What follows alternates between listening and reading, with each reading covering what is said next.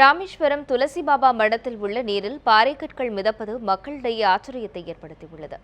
தனுஷ்கோடியிலிருந்து துளசி பாபா மடம் 1964ஆம் ஆண்டு ஏற்பட்ட கோர புயலுக்கு பிறகு ராமேஸ்வரத்தில் தொடங்கப்பட்டது.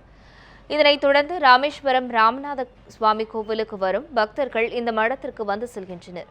இந்நிலையில் இந்த மடத்தில் உள்ள பாறைக்கற்கள் நீரில் மிதப்பது ஆச்சரியத்தை ஏற்படுத்தியுள்ளது. உலகில் அறிவியல் வளர்ந்துள்ள நிலையில் மிதக்கும் கல்லும் ராமர் பாலமும் உண்மை என்பது தெளிவாகியுள்ளதாக இந்த மடத்து நிர்வாகி கருத்து தெரிவித்தார். 1964 புயல்ல தனுஷ்கோடி அடிஞ்சதுக்கு அப்புறம் அங்கிருந்து எடுத்து பிரதேசம் பண்ணாதான் அந்த கல்லுன்ற கிராமம். இது சாதுக்கள் தங்குற பைராகி மடம், அந்த மடத்தில் இருந்த கோயில் தான் தனுஷ்கோடியில் இருந்தது. அதான் அந்த கல்லுகளை இங்கே பிரதேசம் பண்ணாங்க.